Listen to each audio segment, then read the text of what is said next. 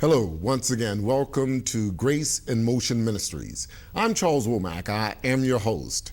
As you have always acknowledged, here with Grace in Motion, we believe in sharing with you all of the great concepts God has blessed us to share with you for the past 7 years. Community concerns, athletes for Christ, Christian heroes, don't forget the Jim Institute of Youth Communications. However, today we are going to focus on community concerns with one of my great brothers, which is a Christian hero. He was on the show once before, and during that time we talked about a problem with our young men finding themselves in the penal system and how the justice system works via their relationships with those young people. However, my great guest today, his name is Sergeant Clifford Pope. He has retired from the United States military after 22 years. And of course, he has also been a law enforcement officer in Fulton County. And not only that, he is working on his doctorate degree in human services. I don't want to hesitate this presentation any longer. We're going to get into the details of the significance of an organization that he has created, a nonprofit organization that has been created for the sustainment and the protection of the veterans that are fighting and serving our country. Without any further ado, I'd like to introduce you to my great friend and my brother in Christ, Sergeant Clifford Pope. Welcome, my brother, and thanks for coming back on the show. Thank you, sir. Thank you for having me back on this show. It's an honor, and thank you for honoring all of my brothers and sisters out there as veterans. Awesome, awesome. And I know, Clifford, we talk all the time about this concept. I mean, our communication just covers a gamut of subject matters, but we spend a lot of time, especially with this being a major election year, and we know that protecting our country is primary, is number one. But you have, for the longest years, have been talking to me about this organization that you're creating. So I want to ask you about this organization. What motivated you, Clifford, to institute this excellent organization that is designed to serve our veterans and to give them services that they have not had in the manner that you plan on providing, sir? Well, first of all, I am a veteran. Yes. I'm a veteran, and the needs of the veterans are those that serve in war and wartime, or those serve their country during wartime or peacetime. They get out and they have certain compensations that are awarded to them. Now, here, my organization, what it does, it sits down. I sit down and create I do the writing for most veterans who do not know how to write and file claims. Right? I am not an adjudicator because I once were adjudicator for the Veterans Benefits Administration. Now, my organization, what it does, is sit down and I go to the street. I go to the homeless. I go to those that don't know how to use the computer, those that don't know that they have benefits coming to them, some such as wearing glasses. They don't even know that. So I'm the one that exposed them to what they're eligible to get. So, and which they have these in place, but they don't have them outside. The infantryman, that's what I was, infantry. So I go out and I'm the foot soldier.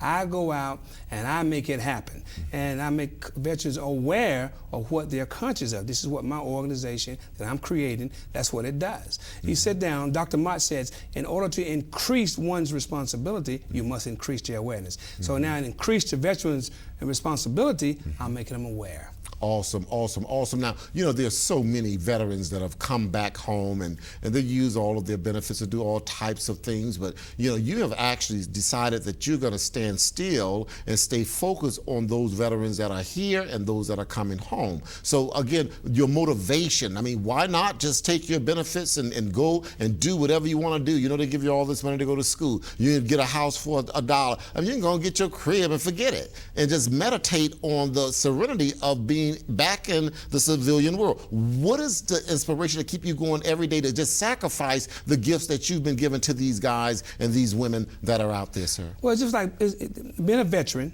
and a Christian, they like brother and sister. You know, you can become a Christian, you get saved, right? You say, now, well, I got the Holy Spirit, I'm fine, I'm living on this top of the world. But what about those at the bottom? Right. In the valley? You know, they're soldiers, men and women who have come here, that come back here, just in DeKalb County alone, have come back here serving their country that cannot hold a job. They don't know that they have these benefits for them. So what would that benefit me to let my brother or sister in arms leave them hanging like that? You know, that's what the Christian should do. The Christian goes out, he just doesn't get saved for himself. We're called by Matthew 28:19 to go out to the world. Veterans are no different. We're called to go out and help those that are left behind. There's no one left behind. Right. No one. Right. And that is truly one of the greatest mottos of the military family, no man left behind. And that is a beautiful insight. Unfortunately, people don't really perceive and see it that way anymore. But even with that reality, and I'm going to hit this one more time, we're going to move on to the question number 2. Apparently, people that have caring spirits, it had to be a foundation laid somewhere. So it had to be mama, daddy. I mean, apparently they were close. Maybe there were brothers that depended upon you. What did someone help you to make you feel just as inspirationally given back to others as well? That's a given spirit. You don't find a lot of given hearts anymore, Clifford. You're absolutely right. And then you have to question why you're here. And when you lose that sense of reality, why did you serve? Why are you a Christian? What are you doing? What is your purpose? One of Dr. Womack had said one time, he said, listen, if you go to bed at night, right, with no plan or purpose to get up the next day, you might as well stay in the bed. So what is your purpose of being here? What was your purpose of going on there, serving this country, saving your brother and sister, right, in arms, and promoting democracy? What is your purpose? So you have to be driven by something. And this is what the organization that I am creating, what I do is I come in and make you, and spark that back up in you because someone sparked it in me. Right. Somebody sparked it in me. And they said, listen, don't forget where you come from. Oh, yes, you retired, you go back, you can lay back, enjoy your nice check, and just ride whatever time you got left here. But if you are driven from within, that driven spirit from within, you're going to say, man, you can't keep still. I think one of the prophets says it's like fire shit up in my bones. Yeah. When you have the driven spirit of motivation of promoting and saving lives and promoting democracy, it's not the press that gives the freedom, it's the soldier. That's who gives it. Right. So we must not forget why you went over there, so you can be free. Let's not forget that man and woman behind. That's such a potent message, Clifford, and I say that on behalf of the fact that the word says a people without a vision shall perish. But I think, like you said, every individual needs to take an inventory of self and ask themselves, why am I here? Is it just to accumulate more money in my account? Is it to just get a house that's better looking than the person next door to me? It has to be a bigger rationale for every individual. So that inventory is so relevant. And I thank God that He's put it in you and also have blessed me also to believe that there's something I must do while I'm here. My question number 2, Clifford, Sargent Pope, sir. I know we just on a social level, but we're on TV. So let me let the people have the respect that's due you for the time you've put in. So Sargent Pope, my next question is this organization that you have. What do you see its future being? What is the ultimate mission of this concept? You have a lot of veterans here. It says, I live in DeKalb County.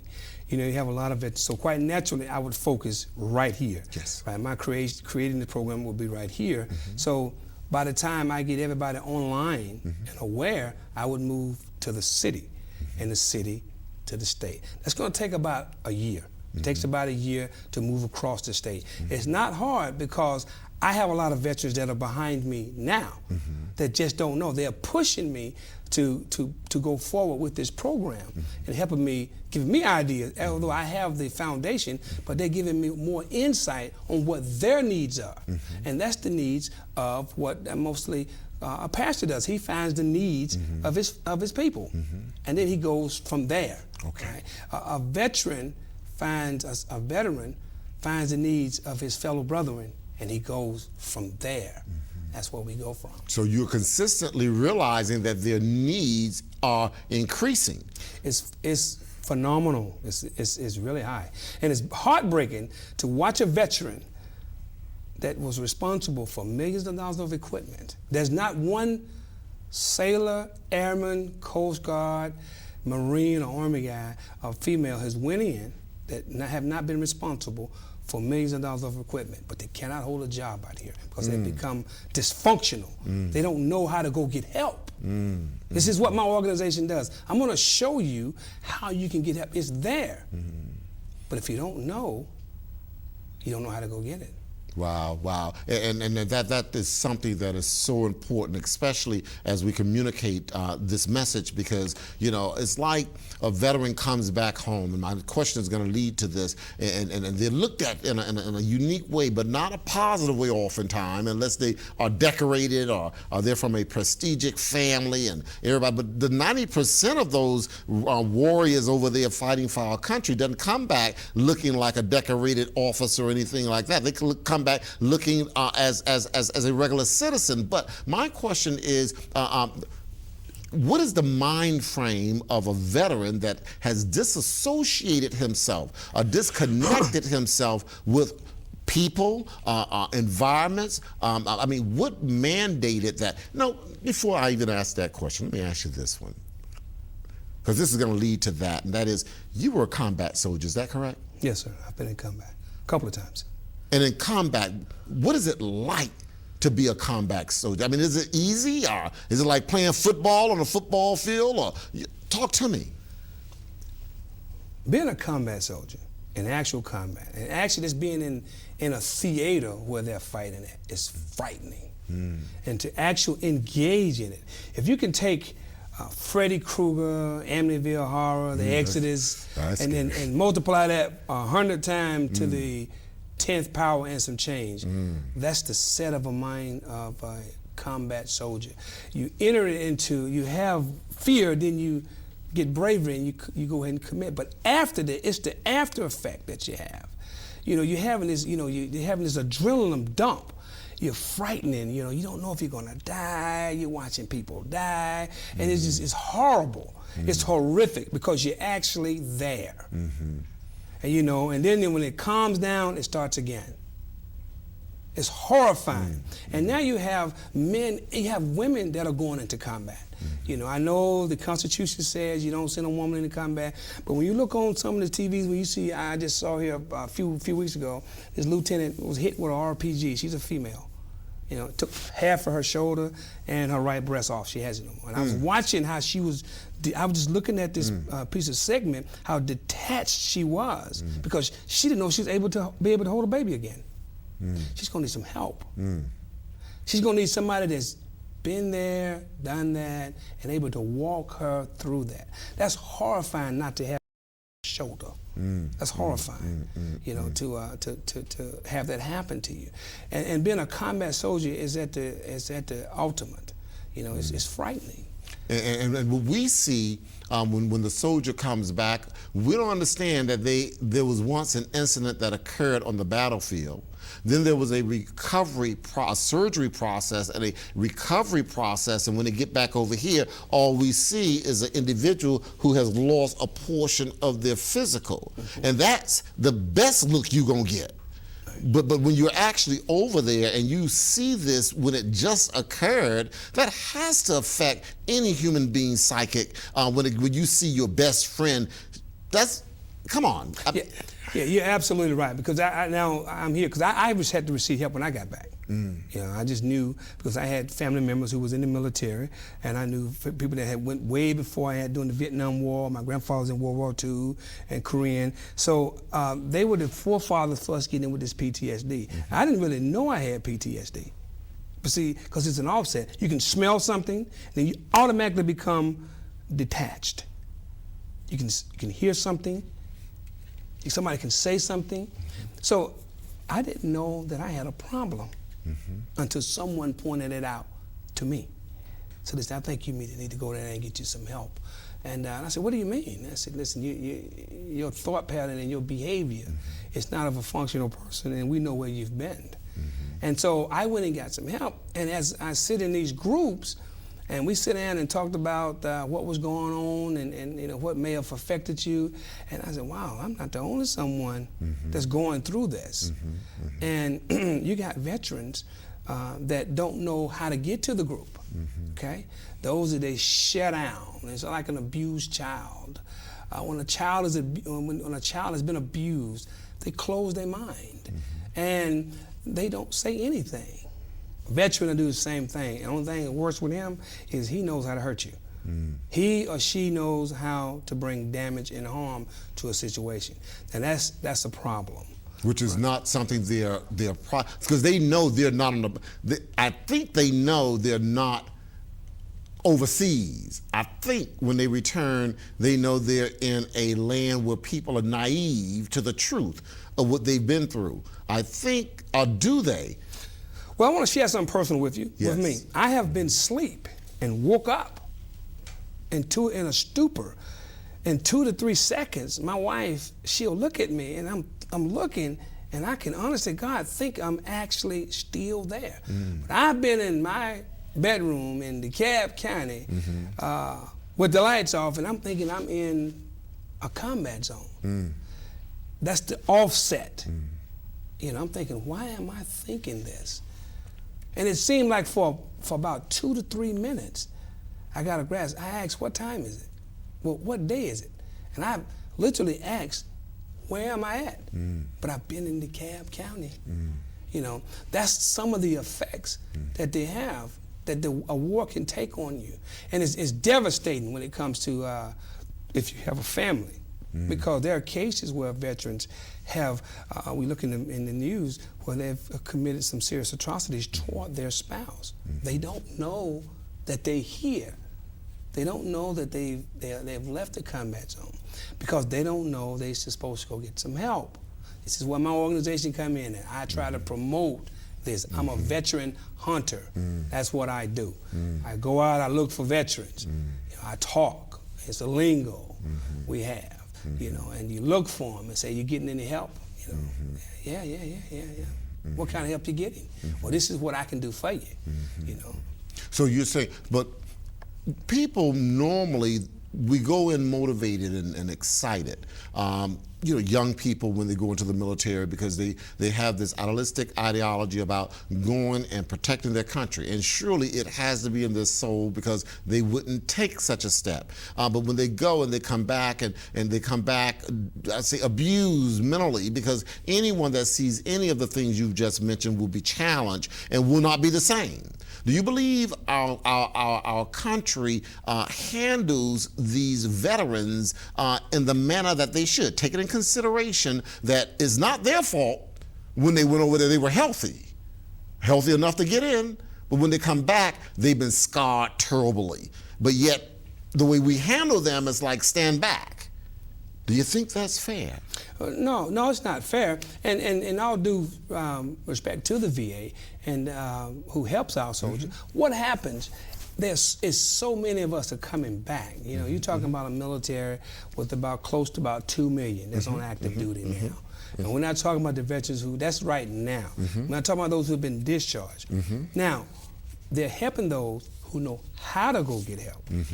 But what about those that don't know how to get help? You see, that becomes a problem. And it's not the VA's fault because they're overwhelmed. They just not hiring enough people fast enough to accommodate the people that are coming back. These guys are coming back with some serious problems. You know, half their head missing. You know, now this technology, this nanotechnology, now they can create another side of your head and put another brain in there. You know, your legs, they got these titanium legs on. I mean, that's traumatizing. You got your leg. I had a buddy that I was in combat with one time, Fred. He lost his leg. He lost his leg, and he has a titanium leg. And I remember because he and I were personal. And I've talked to a lot of other veterans who lost limbs and stuff like that personally. He says his foot still itches. That's psychological. That's psychological.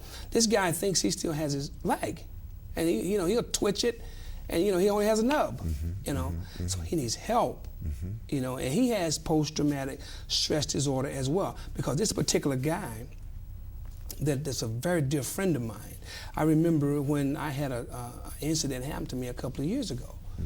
His wife called me and told me his post-traumatic stress disorder was set off by what had happened to me.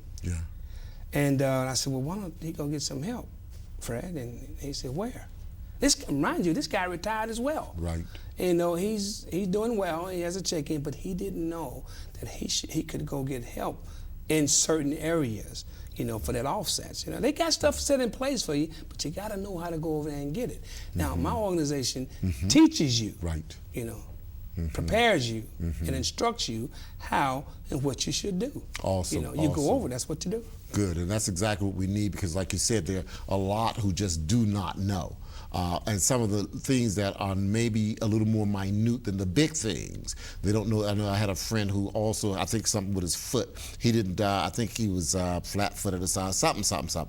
But he had told me he had just realized that he could get benefits from the VA because, you know, he did not know he could take advantage of such services, and he's been walking with this problem for 10 years. But your organization is out searching for those kind of people with ailments, issues, concerns, so they can expedite the process to the help that they're going to obtain via you, then to the other larger organizations. But my question on that, because you know people do come back, really, and my sympathy goes out to them because the mind is such a tricky organism. You know what I mean? And you can't. People judge us because of what they perceive our minds to be, and when we're misinterpreted, that's the hardest thing it is for a veteran.